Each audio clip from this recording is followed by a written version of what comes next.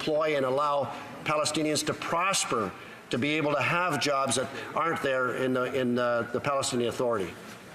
I think we'll now go to statements by members. Déclaration de député.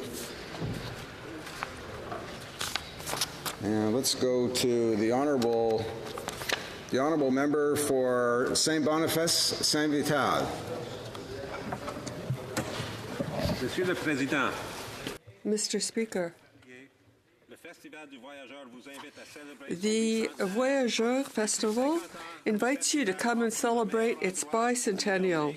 It is the best place to spend winter, a warm refuge from winter. Manitoba invites you to experience the spirit of Festival du Voyageur, de vivre le chaud d'hiver. They invite you to spend a warm winter and to try the best cuisine in the world. On February 15th, I will be meeting with the Minister of Canadian Heritage and the Minister of Tourism and Official Languages to launch our great winter festival. Don't hibernate, celebrate. Join us in the heart of Winnipeg for Western Canada's largest winter festival, le Festival du Voyageur. Hey ho! Hey ho! The Honourable Member for Portneuf-Jacques-Cartier. Mr. Speaker, the departure of one of our great builders always leaves a void.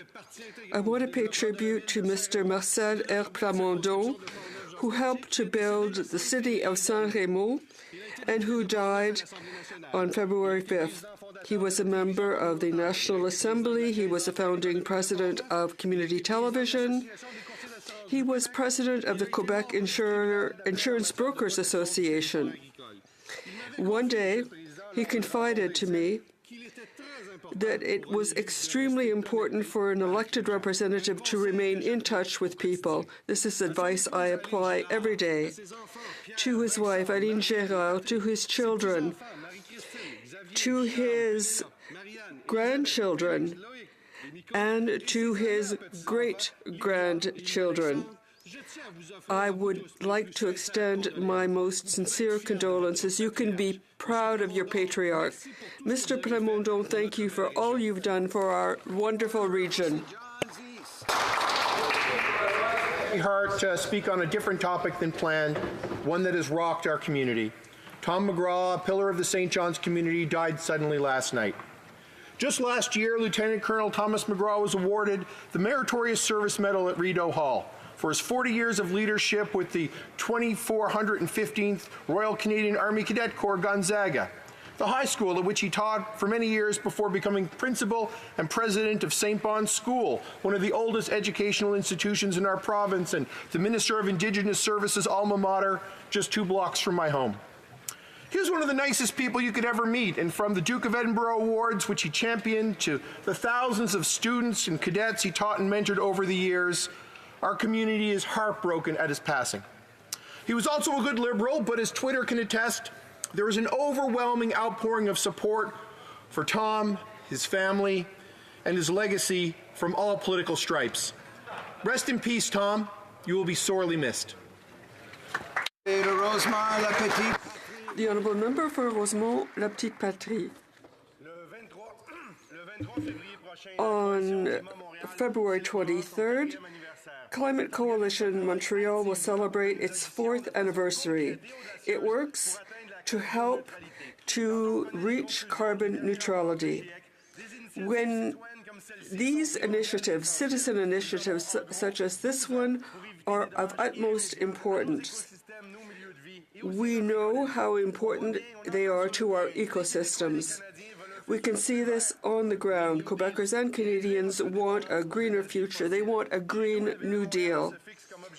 The City of Montreal has set as a target to reduce greenhouse gases by 80% between now and 2050.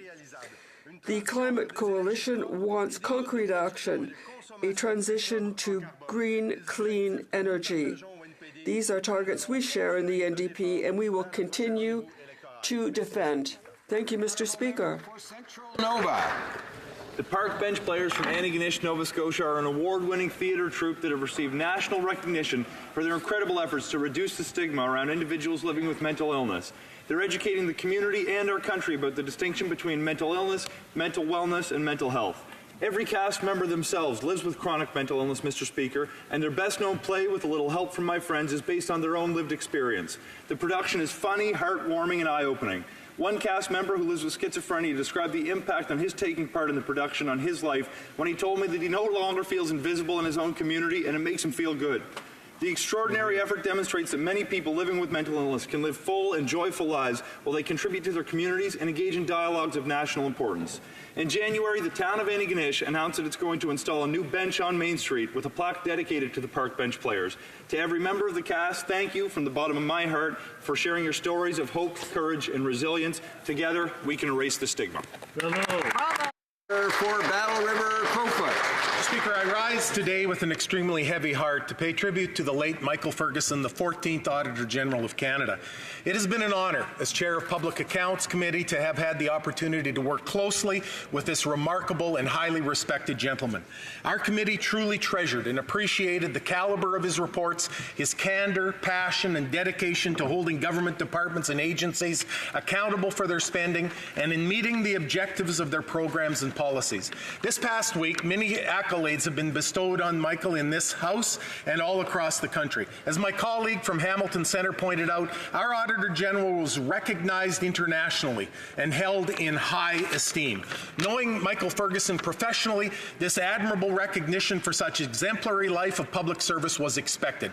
What really touched me, Mr. Speaker, was having the opportunity yesterday at his celebration of life to have but a small glimpse into the personal life of Michael Ferguson. He was truly loved by his wife Georgina, sons Malcolm and Jeffrey, his brothers and other family members, and many, many friends. And to them, my deepest sympathies. Until we meet again, my dear friend. The Honourable Member for Vaudreuil-Soulanges.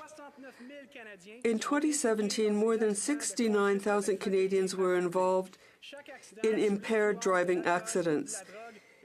Each accident under the influence is one too many. Measures our government introduced to curb impaired driving accidents, including Bill C-46, that will reduce significantly DUI-related deaths in Canada. I'm even prouder to be representing leaders in my community like Tina Adams, who joins us in Ottawa today, who are working to keep our roads safe. In 2015, Tina was hit by an impaired driver while jogging on the streets of Hudson. After years of recovery and 19 operations, Tina is turning this incredibly challenging experience into an opportunity to give back to our community. She is now sharing her story in schools and, before the end of this year, may even be joined by the driver convicted in the accident to talk about the experience and to highlight to the next generation the real consequences of impaired driving. On behalf of this entire House, I want to thank her for her leadership, for helping to keep our community of Vaudreuil-Soulanges and so many others safe for all. Thank you, Mr. Speaker. The Honourable Member for Rivière-des-Mille-Îles. Thank you, Mr. Speaker. This evening in Saint-Eustache, they will hold the traditional chocolate and wine event. This is an event by the Kiwanis, which raises money to help support our community. Almost 300 people get together to enjoy this wonderful chocolate and wine meal. Former events have raised almost $35,000 a year. The beauty of the club is its mutual assistance, engagement, and the commitment of all members. They will give back to the community to help young people, seniors, and the whole community of Basse-Laurentide. The Kiwanis Club has just turned 50 years old, and it is a pillar in our region. I'd like to congratulate them and thank them for their immense work. Mr. Speaker, for far too long, this Liberal government has put the wants of criminals ahead that of victims' rights. I want to read to you some headlines from around BC. 5 people dead in the Lower Mainland gang war. Surrey man targeted for murder. 17-year-old shot after confrontation. Skytrain shooting. Suspect arrested. And scary pre-dawn raid. Mr. Speaker, the residents of Fleetwood, Port Kells, and all of British Columbians deserve safe communities. They deserve better government. After 4 long years of this weak on crime Liberal government, we finally have an opportunity to restore balance to our public safety and justice systems. On Monday, October 21st, all Canadians can stop paying for Liberal mistakes and choose Conservative leadership for safe communities. Here, here. For Etobicoke Lakeshore. Mr. Speaker, I rise today to mark a special anniversary in Etobicoke Lakeshore. For 40 years, Women's Habitat has provided valuable support and a safe refuge to women and children who are fleeing violence. Entering a shelter cannot be an easy step to take, but it is the right choice for women and their children in order to remove themselves from abusive situations. Women's Habitat makes that choice easier by providing the support that survivors need in order to rebuild their lives.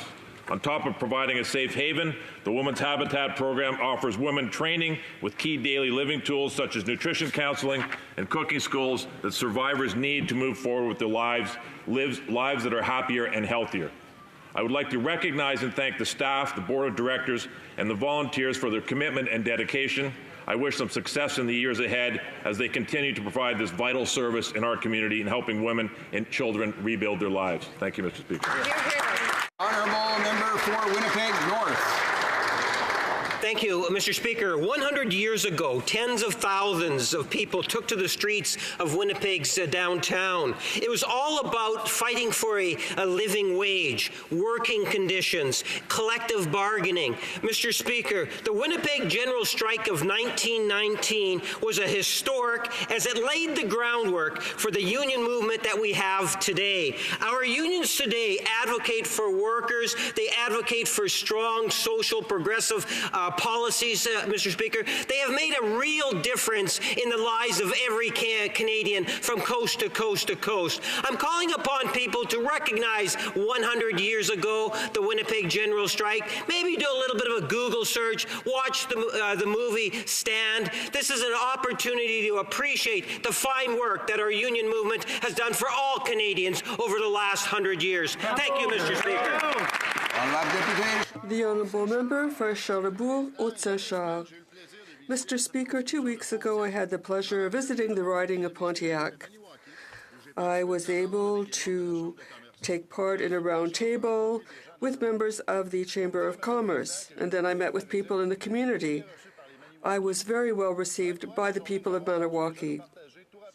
During the course of the day, I met with people and shared opinions with them and learned about how disappointed they are in the collapse of the softwood lumber industry.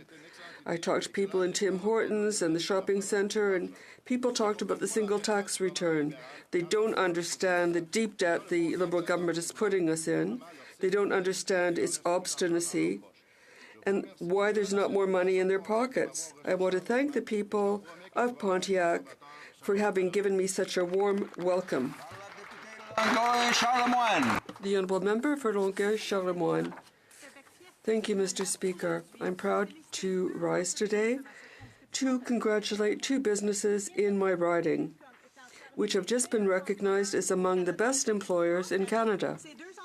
These 2 businesses, the Longueuil Transport Network and Agropur Cooperative, won a place not only among the 300 best businesses, but among the 100 best employers.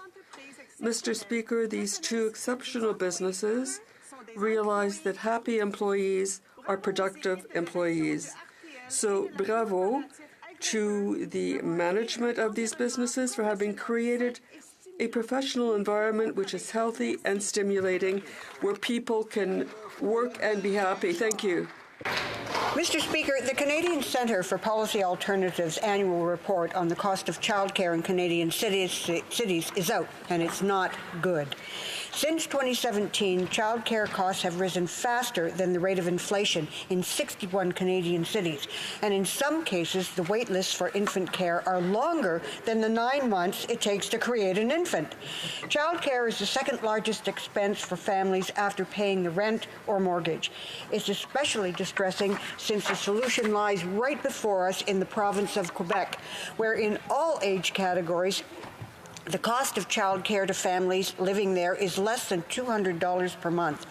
If we can't make childcare fully accessible by making it free, we can at least know that set-fee childcare programs like the ones used in Quebec, Manitoba, and Prince Edward Island make childcare more affordable for families. An NDP government will ensure safe, accessible, affordable childcare right across Canada after the next election. Honourable member for North Okanagan, Shuswap. Mr. Speaker, this Prime Minister doesn't understand the damage being caused by his mistakes. He can't or won't balance a budget. He can't or won't follow his own ethics rules, and now he's increased taxes and created new taxes so Canadians pay more for his mistakes.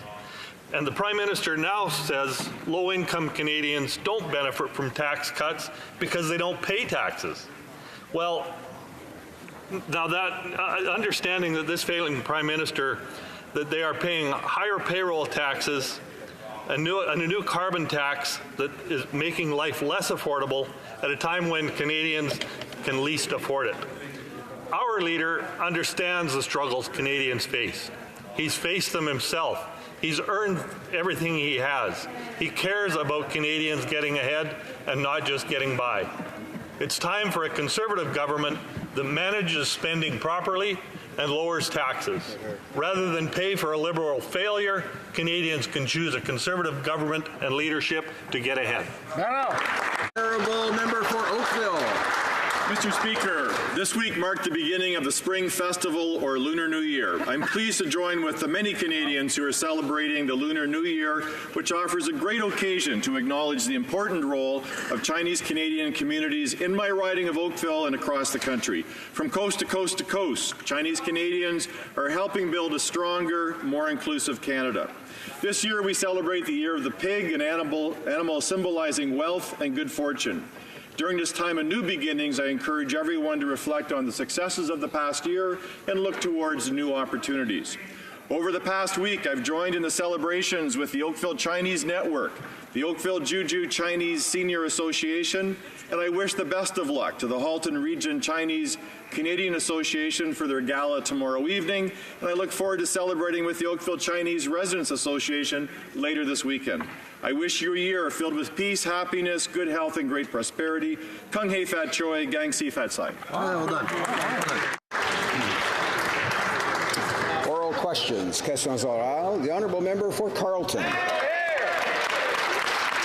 Golden Mail alleges that the Prime Minister's office interfered in order to try and get charges dropped in a massive fraud and bribery case. The corporation in question discussed law enforcement and justice with the Prime Minister's office 14 times, including with PMO boss Gerald Butts. Did Mr. Butts ever discuss with SNC-Lavalin lobbyists the idea of giving the company a deal to avoid criminal prosecution? Secretary to the Minister of Justice.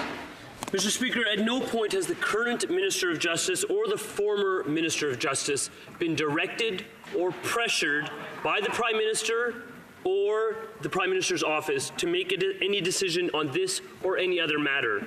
The Attorney General of Canada is the Chief Law Officer of the Crown and provides legal advice to the government with the responsibility to act in the public interest, Mr. Speaker. He takes those responsibilities very seriously.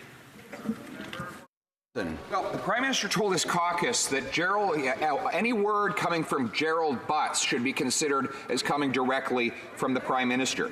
The Globe and Mail reports, and I quote, in December, Mr. Butts spoke to the former Attorney General about the SNC-Lavalin remediation case, according to the Prime Minister's Deputy Communications Director. Apparently, it didn't go well. A month later, the Prime Minister fired his Attorney General. What did Mr. Butts say to the former Attorney General in that conversation? Honourable Parliament Secretary to the Minister of Justice. Mr. Speaker, at no point has the current Minister of Justice or the former Minister of Justice been pressured or directed by the Prime Minister or anyone else in the Prime Minister's office. Let me reiterate that, or anyone else in the Prime Minister's office, to make any decision on this or any other matter. The Attorney General of Canada is the chief law officer of the Crown and provides legal advice to the entire government of Canada. He takes this responsibility to act in the public interest, and that responsibility is one that he takes very seriously. Member for Carleton. That was not the question. Gerald Butts is the boss at the PMO. The Prime Minister has told his caucus anything that comes from Gerald Butts comes from the Prime Minister. Now, in December, Mr. Butts talked about SNC-Lavalin's charges with the former Attorney General. So again, my question is very clear. What exactly did Gerald Butts say to the former Attorney General in that December conversation? Honourable Parliament Secretary to the Minister of Justice. Mr. Speaker, at no point has the current Minister of Justice or the former Minister of Justice been pressured or directed by the Prime Minister or anyone in the Prime Minister's office, including the individual just mentioned by the member from Carleton, to make any decision on this or any other matter. The Attorney General is the chief law officer of the Crown and provides legal advice to the government with the responsibility to act in the public interest. The Attorney General takes this issue very seriously. Deputy Louis Saint-Laurent. The Honourable Member for Louis Saint-Laurent. Mr. Speaker, follow the exposure by the Globe and Mail on this issue. Canadians aren't reassured by the comments being made by the government. The government is playing on words, and Canadians want the facts. So the question that we are asking, that we will continue to ask until Canadians get the answer, is simple. Were there any discussions between the Prime Minister's office and the former Attorney General on SNC-Lavalin? Yes or no? The Honourable Parliamentary Secretary to the Minister of Justice. I appreciate the question. At no point was the current Minister of Justice or the former Minister of Justice pressured or directed by the Prime Minister or the Prime Minister's office to make a decision on this or any other matter. The Attorney General of Canada is the Chief Legal Officer of the Crown and has the responsibility to give legal advice to the government in the public interest. The Minister takes these responsibilities very seriously. Louis Saint-Laurent. The Honourable Member for Louis Saint-Laurent. Well, I'd like to thank the Parliamentary Secretary for the quality of his French, but that was not the question. The question is very simple. Now, the Globe and Mail has added an aspect today. It seems that last December, the main advisor to the Prime Minister, Gerald Butts, had a conversation with the former Attorney General of Canada, and a month later, she was fired from her important duties. So I will repeat the question that all Canadians are asking themselves. Were there any discussions between the Prime Minister's office and the former Attorney General on the SNC-Lavalin scandal? Yes or no? The Honourable Parliamentary Secretary. First of all, I'd like to thank the Honourable Member for his comments. I work hard to speak both official languages in this House. To reiterate, at no point has the current or former Minister of Justice pressured or directed by the Prime Minister or the Prime Minister's office to make any decision on this matter or any other. Mr. Speaker, the Prime Minister didn't invent the expression, but he was right when he said sunlight is the best disinfectant. But when faced with evidence of a serious potential obstruction of justice, the Liberals can only deny and delay. A well-connected multinational lobbies this Liberal government more than 50 times, shovels them more than $100,000 in illegal donations, and then gets changes to the criminal code to help them get out from under corruption and fraud charges. And when the former AG doesn't bend to the will of the Prime Minister, she's fired. Liberals should be working with us to get to the bottom of this mess, and instead we get non-answers and resistance. So a very specific question to my friends. Will they support our call for an ethics investigation into this scandal? Yes or no? Honourable Parliamentary Secretary to the Minister of Justice. Mr. Speaker, we've been abundantly clear. At no point has the Minister of Justice or the former Minister of Justice been pressured or directed by the Prime Minister or the Prime Minister's office to make any decision on this or any other matter. The Attorney General is the Chief Law Officer of the Crown and provides legal advice to the Government of Canada, the responsibility to act always in the public interest. He takes those responsibilities seriously. Skeena Bulkley Valley. You see that? It doesn't matter what question you ask them. They give you the exact same answer back. By refusing to agree with even the most simple and obvious requests for answers, the Liberals look even more guilty. Let's remind Canadians what we're talking about. Obstruction of justice is the crime of willfully interfering with the process of justice by influencing or threatening a legal officer or a legal process. It comes with a 10-year jail sentence. What we're talking about is the most serious form of corruption and political criminality. This is why people are cynical about politics. This is why people don't trust government. So again, I ask a simple question. Will the Liberals help us get the answers we need and support our call for an investigation into this mess? Well, Parliament Secretary, Minister of Justice. Mr. Speaker, I will reiterate for this House, at no point has the current Minister of Justice or the former Minister of Justice been pressured or directed by the Prime Minister or anyone else in his office to make a decision on this or any other matter. As the Prime Minister said very clearly yesterday to the journalists gathered, the allegations contained in the Globe and Mail article are false. The Honourable Member for Rosemont-Lafitte-Patrie. Mr. Speaker, we're not going to pretend that we haven't seen rich companies try to buy the help of politicians by making illegal contributions. After 150 years of Liberal and Conservative governments in Ottawa, it's been there, done that. KPMG, Kinder Morgan, SNC-Lavalin, it's always the same thing. When it comes time to help out their millionaire friends, the Liberals obey the orders of the powerful. Now, if they have nothing to hide, why aren't they asking the Ethics Commissioner to undertake an investigation and to shed light on this scandal? The Honourable Parliamentary Secretary to the Minister of Justice. Mr. Speaker, at no point has the Minister of Justice or the former Minister of Justice been pressured or directed by the Prime Minister or the Prime Minister's office to make any decision on this or any other matter. As the Prime Minister said yesterday, these allegations are false. The Honourable Member for Rosemont-Lafitte-Patrie. Mr. Speaker, last year in the Budget Implementation Act, the Liberals amended the Criminal Code. Companies accused of corruption can have access to out-of-court agreements. That will guarantee that they'll still have access to lucrative federal contracts. Now, who's often been accused of corruption abroad? SNC-Lavalin. Who talked to the Prime Minister's office 14 times? SNC-Lavalin. When we say that the Liberals are simply puppets for large companies, well, will people finally end up knowing who's just how far their influence goes over the federal government, the Liberal government? The Honourable Parliamentary Secretary. Mediation agreements that the member opposite is referencing are something that was widely consulted upon by the Government of Canada. That process was led by PSPC. The remediation agreements were, that consultation concluded during the year of 2017. There was an announcement made in the budget. There was a press release. There was a study done in committee. The government has been entirely transparent with respect to amendments we've made to the laws of Canada with respect to remediation. Member for Barrie Innisfil. Mr. Speaker, former Liberal Ontario Attorney General Michael Bryant has made his opinion known just how serious these allegations are and the impact that it's having on our democracy and the judicial system.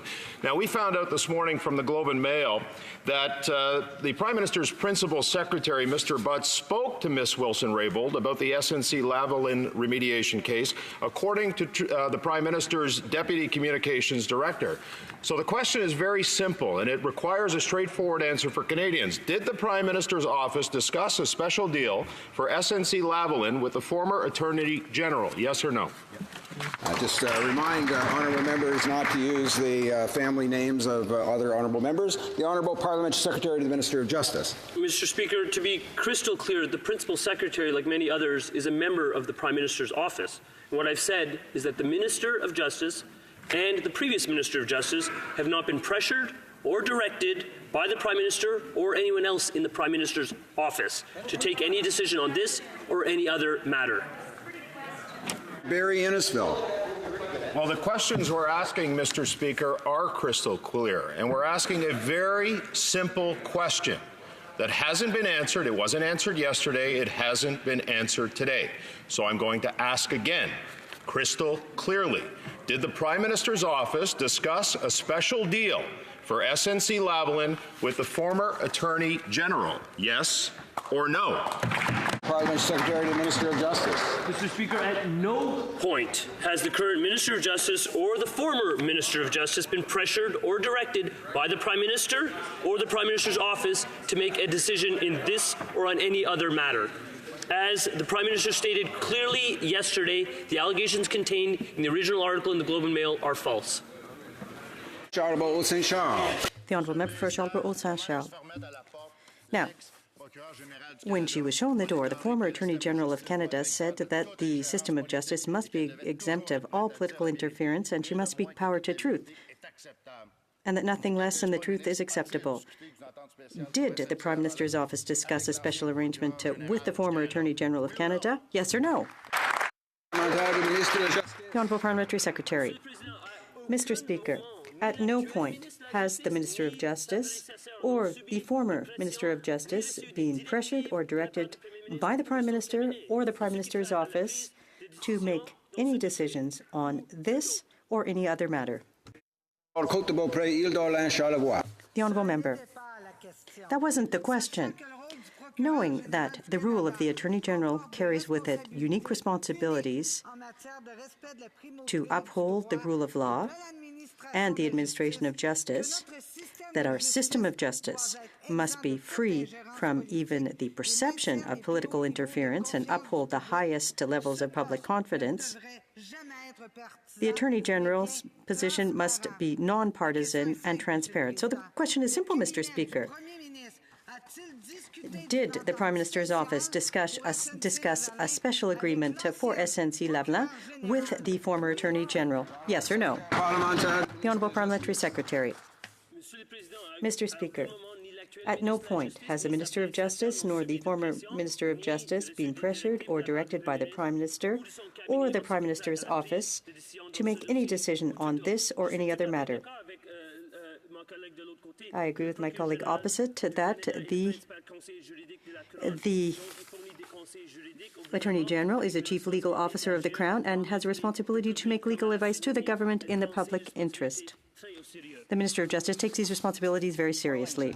Again, Mr. Speaker, that wasn't the question. The former Attorney General said very clearly, it is a pillar of our democracy that our system of justice be free from even the perception of political interference. Yet we know from the lobbyist commissioner that over a dozen times SNC-Lavalin met with members of the Prime Minister's office, including Principal Secretary Jerry Butts. The Prime Minister says that sunshine is the best disinfectant, so let's shine some sunlight onto this issue. Did the Prime Minister's office discuss a special deal for SNC-Lavalin with the former Attorney General? Yes or no? Parliament Secretary to the Minister of Justice. Mr. Speaker, to be crystal clear, at no point has the current Minister of Justice or the former Minister of Justice been pressured or directed by the Prime Minister or the Prime Minister's office, including all employees therein, to make any decision on this or any other matter. The Attorney General is the Chief Law Officer of the Crown, providing legal advice to the government. He takes that responsibility very seriously. Member for Central Okanagan, Sinokameen Nicola. Mr. Speaker, that clearly wasn't the question. We're not talking about directing or influence, Mr. Speaker. We're talking about discussions. The former Attorney General was clear that, and I quote, "It's a pillar of our democracy that our system of justice be free from even the perception of political interference," end quote. Well, the Canadian public is not confident in this Prime Minister or that Parliamentary Secretary's answer. Were there any discussions of a special deal between the Prime Minister's office and the former Attorney General about SNC-Lavalin? Yes or no? The Honourable Parliamentary Secretary to the Minister of Justice. Mr. Speaker, at no point, N-O point, has the current Minister of Justice or the former Minister of Justice been pressured or directed by the Prime Minister or members of his cabinet. I take issue with the member opposite. The member opposite has construed this as not being about pressure or direction. That's exactly what is at issue here. That is exactly what I'm saying on the record, that there was no pressure and no direction given by the Prime Minister or members of his cabinet on this or any other matter. Malahat Langford. You know, Mr. Speaker, it was over 20 years ago that the Liberals committed to introducing a universal drug plan, but they failed to act. In the meantime, Mr. Lorenzen in my riding has paid over $25,000 for prescription medication following a surgery. Liberals lack the political will to get the job done. Enough with the studies, enough with the expert panels, enough with the rhetoric. Will they please tell Mr. Lorenzen, indeed all Canadians, are they ready to end the empty promises and implement a fully public, national, and universal pharmacare plan? Honourable Parliament Secretary to the Minister of Health. Thank you very much, Mr. Speaker. Mr. Speaker, we agree that Canadians are paying too much for their prescription medicines, but unlike the NDP, we're doing our homework. When it comes to something as big and as important as pharmacare, we want to get it right. Unlike the NDP, we want to know how much something costs before we implement it. Yes. What the NDP unveiled yesterday is not a plan. You can't call something a plan when it has nothing to do about costing or how it will be implemented. Unlike the NDP, we don't do a nation-building policy of pharmacare on the back of a napkin. This is an issue far too serious for half-baked, no detailed plans. Good job. Member for London, Fanshawe. Order. More Liberal obfuscation. Canada needs a federal childcare program. CCPA's Development Milestones report reveals the distressingly high cost of childcare burdens Canadian families. Childcare costs are 10 times higher in Toronto than in Montreal. In fact, universal childcare in Quebec pays for itself. It's actually created revenue. Yeah. What will it take for this Liberal government to smarten up and implement a national childcare program for all Canadian families so everyone wins? Minister of Families, Children and Social Development. Thank you, Mr. Speaker. I'm delighted to be able to answer this question because we know that investments in affordable and quality childcare make a big impact in order to improve labor force participation by women in particular, make ends meet easier, to improve poverty reduction outcomes, to make gender equality more real in Canada, and to invest in the development of our children. The good news, Mr. Speaker, is that we have announced a $7.5 billion investment, the first time ever, in our daycare center in early learning and childcare, and we're looking forward to implement that over the next 10 years. For Haldeman, Norfolk. Well, Mr. Speaker, the Attorney General's responsibilities include upholding the rule of law and speaking truth to power. Right. And it's a pillar of our democracy that our system of justice be free from even the perception of political interference. That's right. But yesterday, the Prime Minister's office was accused of trying to interfere with a criminal prosecution against SNC-Lavalin. In December, Gerald Butts discussed a special deal for SNC-Lavalin with the former Attorney General. A month later, she was fired. What was said in that meeting? Honourable Secretary to the Minister of Justice. Mr. Speaker, at no point has the current Minister of Justice or the former Minister of Justice been pressured or directed by the Prime Minister or anyone in the Prime Minister's office to make any decision on this or any other matter. It does indeed warm my heart to hear now two Conservative colleagues talking about how important the rule of law is, Madam Speaker. I wish they would have recollected those kinds of concepts when they were criticizing openly Beverly McLaughlin when she served as Chief Justice of Canada. Honourable Member for Peace River, Westlock. Mr. Speaker, something stinks. The Prime Minister's answers are vague and evasive. The former Attorney General spoke truth to power and she paid the price. In December, Gerald Butts discussed a special deal for SNC-Lavalin with the former Attorney General, and a month later, she was fired. What was said at that meeting? Parliament Secretary to the Minister of Justice. Mr. Speaker, the Minister of Justice and the former Minister of Justice have not been pressured or directed by the Prime Minister or anyone in the Prime Minister's cabinet on this or any other matter. As the Prime Minister said very clearly yesterday in front of a media scrum, the allegations contained in the Globe and Mail article are false. The Honourable Member for Portneuf-Jacques-Cartier. I'd like to invite my colleague to listen to the question so we can provide a real answer. Now, it was worrisome because yesterday a Globe and Mail article reported on the interference by the Prime Minister's office in a criminal prosecution. Where are the principles of impartiality in our justice system? The principles of ethics and transparency? The question is simple because Gerald Butts in December discussed an agreement with SNC-Lavalin. After that, she was fired. What was said at that meeting? The Honourable Parliamentary Secretary. As I said earlier, Mr. Speaker, at no point has the current Minister of Justice nor the former Minister of Justice been pressured or directed by the Prime Minister or the Prime Minister's office to make any decisions on this matter or any other. Member for Carlton Trail, Eagle Creek. Well, Mr. Speaker, that wasn't the question, and that carefully crafted answer falls short of what Canadians expect. As the former Attorney General said, the role of the Attorney General of Canada carries with it unique responsibilities to uphold the rule of law and the administration of justice, and as such, demands a measure of principled independence. Apparently, the PM thinks otherwise. In December, Gerald Butts discussed a special deal for SNC-Lavalin with the former Attorney General. A month later, she was fired. What was said in that meeting? Parliament Secretary to the Minister of Justice.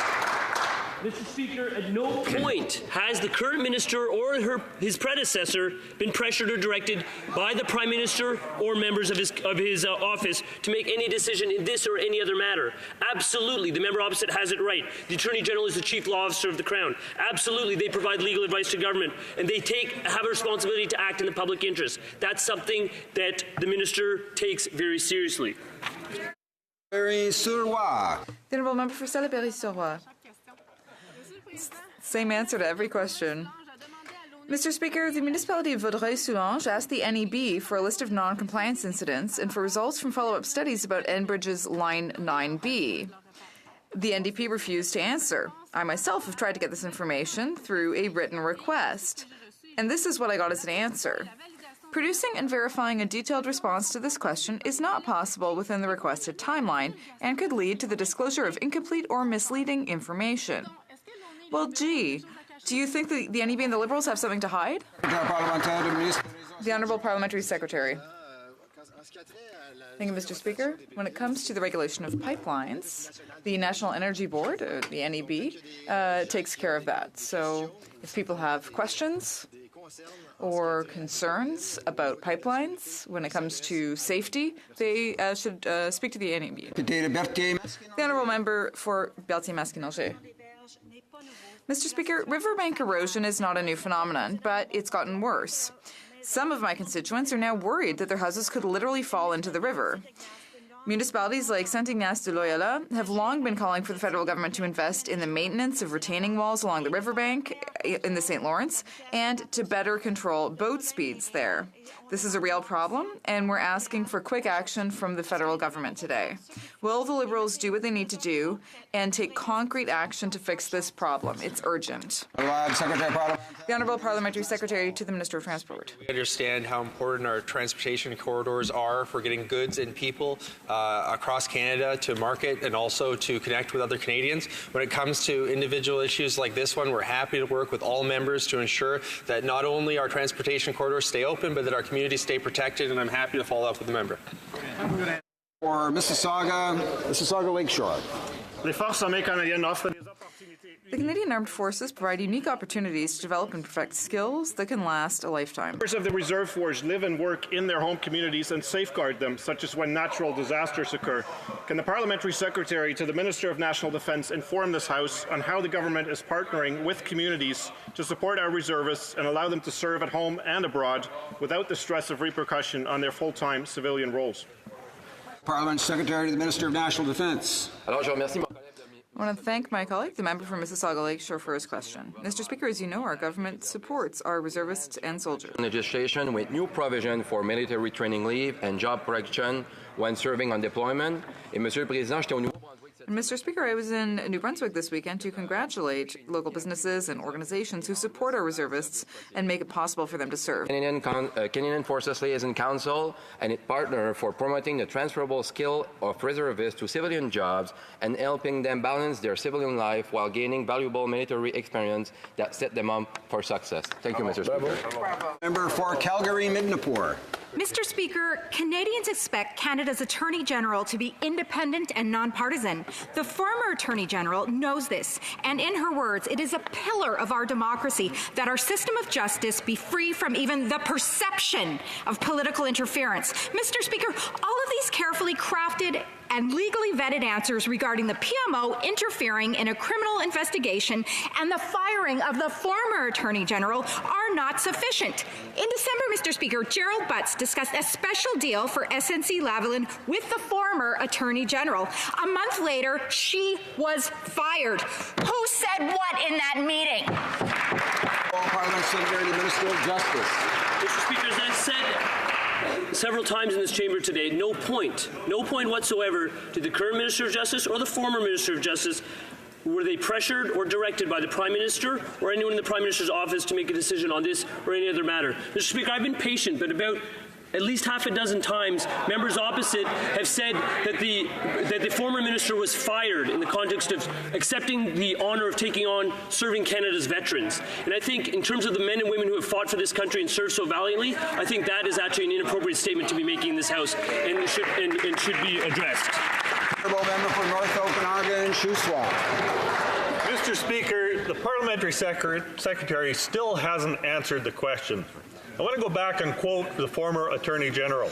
It has always been my view that the Attorney General of Canada must be nonpartisan, more transparent in the principles that are the basis of decisions, and in this respect, always willing to speak truth to power. Shockingly, now it appears the Prime Minister fired the former Attorney General for speaking truth to power. In December, Gerald Butts discussed a special deal for SNC-Lavalin with the former Attorney General. A month later, she was fired. What was said in that meeting? Parliament Secretary to the Minister of Justice.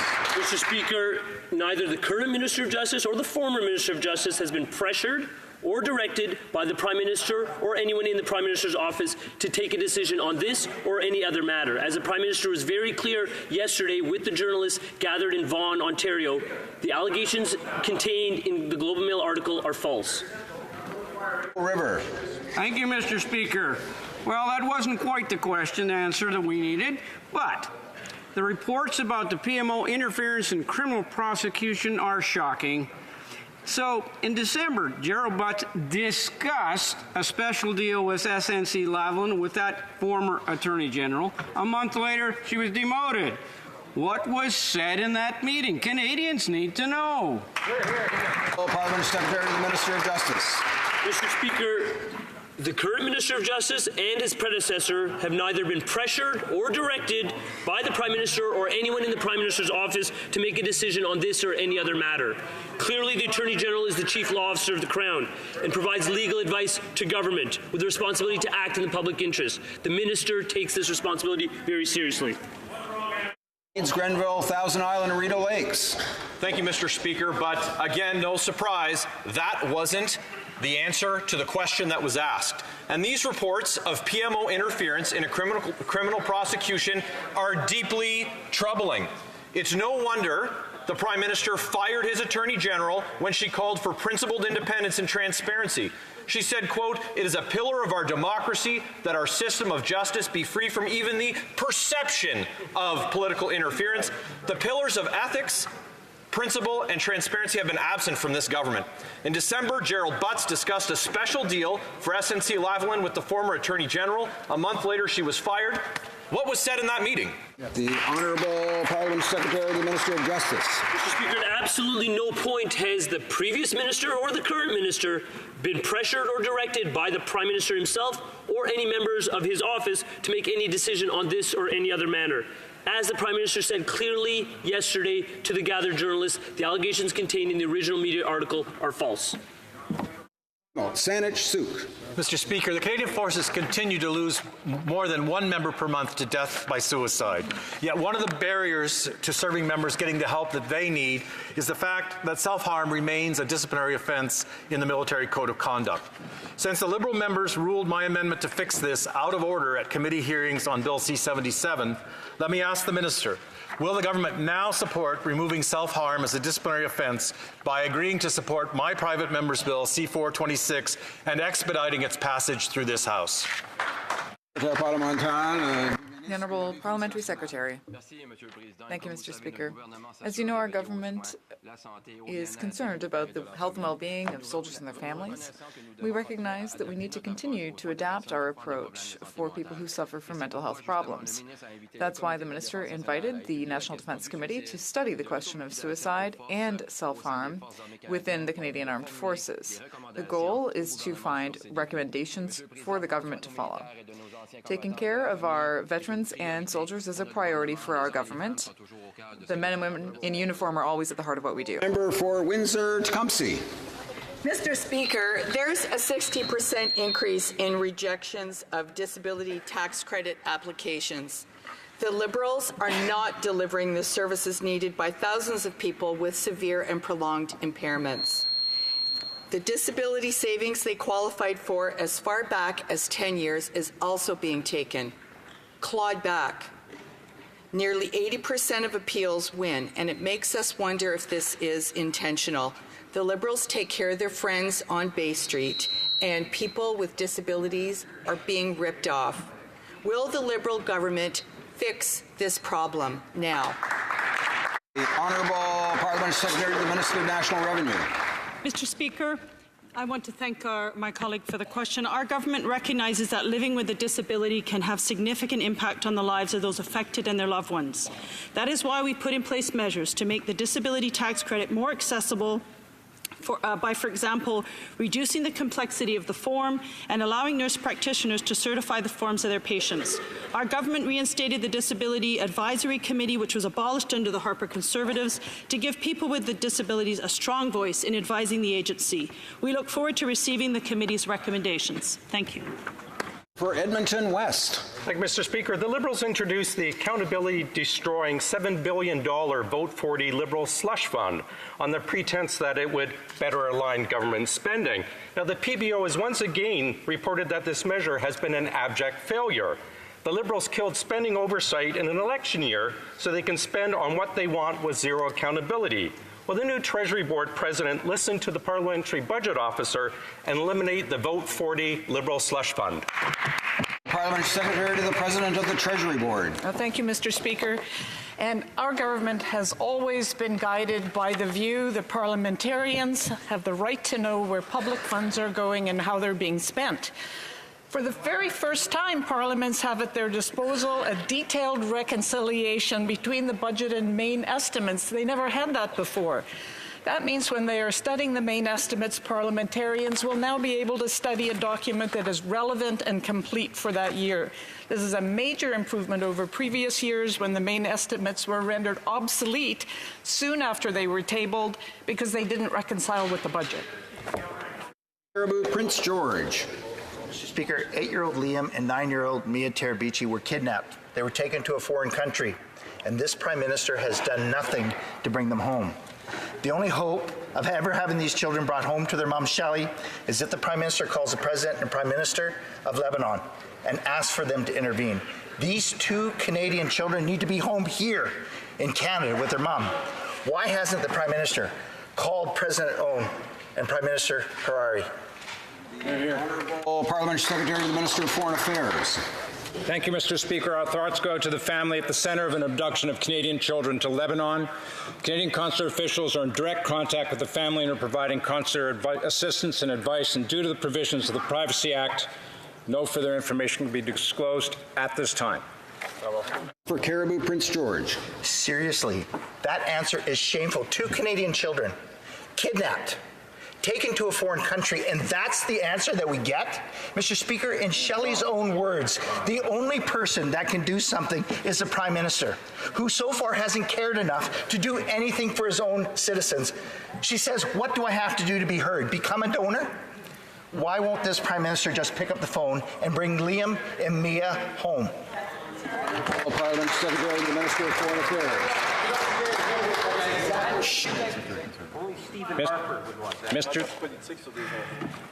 Mr. Speaker, consular officials are in direct contact with the family. There's a whole host of security issues that surround such cases, and to further talk about the details in public may put lives in jeopardy. Thank you, Mr. Speaker.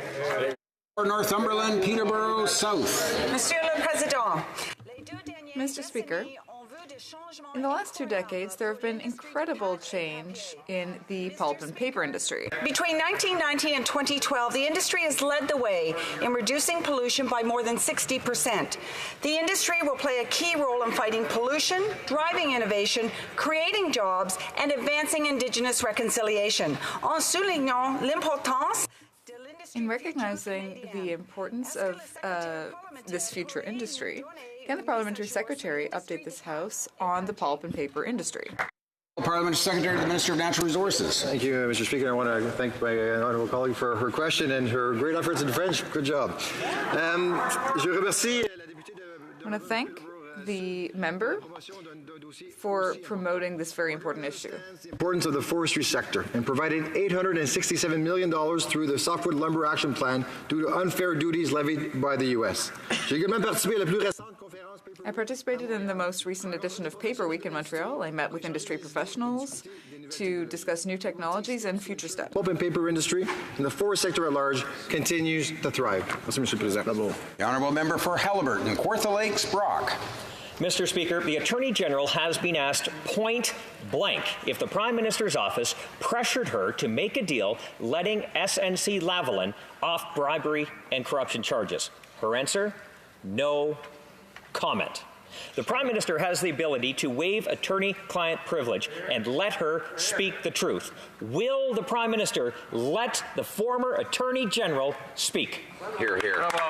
Secretary to the Minister of Justice. Mr. Speaker, as regards the previous Minister of Justice and the current Minister of Justice, there has been absolutely no pressure or direction exercised upon either of those two individuals by the Prime Minister himself or by anyone in his cabinet on this or any other matter. The allegations contained in the media articles that surfaced yesterday are false, as the Prime Minister stated clearly to journalists in Vaughan.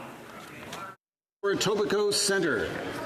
Mr. Speaker, every community in Canada has to deal with the challenge of helping people living in homelessness.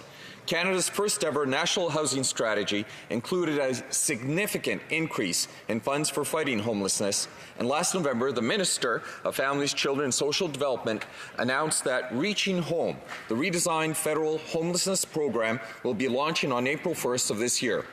The date is almost upon us. Could the Minister update the House on Reaching Home's implementation? Minister of Families, Children and Social Development. Thank you, Mr. Speaker. Let me first thank the member for Etobicoke Centre for his hard work in favour of his families and children in his community. Mr. Speaker, our government committed to working for the most vulnerable among all Canadians, and that's because one homeless Canadian on the streets is one too many in our country. That is why Reaching Home, the new homelessness program, is going to increase the number of communities that will benefit from funding from the federal government. That's why I'm calling upon all these communities to apply for additional funding, and that is why, by working together, we can make sure that we reduce homelessness by at least 50%. Member for Flamborough-Glenbrook. Speaker, on Monday, our leader traveled to Willowdale to hear from families and small business owners who are struggling to get by under this Liberal government's policies. There he met pharmacist Mr. Tamer Farag, who voiced his concerns about how the Prime Minister's tax changes are costing him and his community. We know the Prime Minister can't relate to these stories because he's never had to balance a budget or meet a payroll, but the rest of Canada is paying for his mistakes with their hard-earned money. When will the Prime Minister give hard-working Canadians like Mr. Farag a break? The Honourable Parliamentary Secretary to the Minister of Small Business. Mr. Speaker, our government is working hard to help small businesses and particularly to simplify business processes. On January 1st, we lowered the tax rate to 9%, which allows small businesses to have an additional $7,500 to invest. We also made proposals to reduce credit card rates to effectuate further savings. We are working for small businesses, and we will not stop doing so. Thank you. Mirabel. The Honourable Member for Mirabel. Thank you, Mr. Speaker. The Prime Minister had indicated he would discuss immigration issues with Quebec. I can tell you that he didn't discuss them for very long. The ink hadn't even dried on the bill when the Quebec government said no. Last week, he refused to discuss knowledge of French as a requirement for citizenship. This week, he's refusing to discuss knowledge of French as a requirement for earlier steps in the immigration process.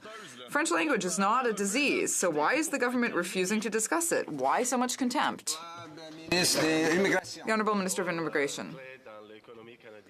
Immigrants play a key role in the Canadian economy and enrich our communities. The Government of Canada and the Government of Quebec have been working together for decades as part of the Canada-Quebec Agreement, and we intend to continue working that way. We have concerns about the bill, but it's too early to say anything about its content. The Honourable Member for Pontigny. Well, Mr. Speaker, you'll remember that the government had refused to have a real discussion with Quebec about immigration levels, claiming that there's a labour shortage that needed to be addressed. But today, Quebec is working on legislation to address this labour shortage in rural regions as soon as possible. But Ottawa said no to it without even having a single meeting or discussion. If the government believes that labour shortages in the regions are a problem, why won't the government let Quebec solve that problem? The Honourable Minister of Immigration. Immigrants play a key role in the Canadian economy and enrich our communities. The governments of Canada and Quebec have been working together for decades under the Canada-Quebec Agreement, and we intend to continue that important work. We have some concerns about this bill, but it is too early to say anything about its content. The Honourable Member for Pontigny. Well, this morning, the Prime Minister said no. He closed the door to this. This Quebec bill on immigration was tabled just yesterday. There will be debates in the National Assembly. There will be debates among normal people. And that makes sense, Mr. Speaker, because that's how democracy works. But this morning, the government said that it didn't care about the process at all, and that whatever the result of the process is, it will say no to it. Does the government realize that it is attacking the sovereignty of the National Assembly and its ability to vote for its own bills? The Honourable Minister of Immigration. Of immigration to address labour market shortages and enhance Quebec's economy. The Government of Canada and Quebec have always collaborated for decades under the Canada-Quebec Accord, and we intend to continue this important collaboration. Of course, we have some concerns about this particular bill, but we'll be reviewing this bill with interest. We have to continue to work with the Government of Quebec to ensure that we have an immigration system that continues to work for the best interest of Canadians and Quebecers. Got time for one more question. The Honourable Member for Perth-Wellington. Thank you very much, Mr. Speaker. Again, all through question period today, we've asked a very simple question to the Attorney General and to his parliamentary secretary, and we still have not had an answer. We know that Gerald Butts met with the former Attorney General to discuss the SNC-Lavalin issue. Very simple question to the Attorney General. Did that discussion include a special deal for the SNC-Lavalin company? Yes or no? Secretary, Minister of Justice. Mr. Speaker, I too have sat here attentively during the full hour of question period, and I will say again, at no point did the current Minister of Justice or the former Minister of Justice were they pressured or directed by the Prime Minister or anyone in the Prime Minister's office to make any decision on this or any other matter. As I have reiterated, the allegations contained in the Globe and Mail article, as the Prime Minister stated yesterday, are false. And that will conclude the question period for today. Tabling of documents. Dépôt de documents. Long Lab. The Honourable Parliamentary Secretary to the Minister of Crown Indigenous Relations. 32.2, I have the honour to table in both official languages copies of the following 5 reports. 1, the annual report of the Implementation Committee, Satu Deni and Métis Comprehensive Land Claim Agreement, dated April 1st, 2015 to March 31st, 2016. The Snamon Nation Final Agreement Implementation 2016 to 2017 report. The Manot First Nations Final Agreement Implementation Report 2014-15. The annual report of the Implementation Committee, Satu Deni and Métis Comprehensive Land Claim Agreement, April 1st, 2016 to March 31st, 2017. And finally, the 2014-15 Labrador Inuit Land Claims Agreement Annual Report. Thank you, Mr. Speaker. Tabling of documents. Dépôt de documents. Introduction of government bills. Dépôt du projet de loi émanant du gouvernement. Déclaration du ministre.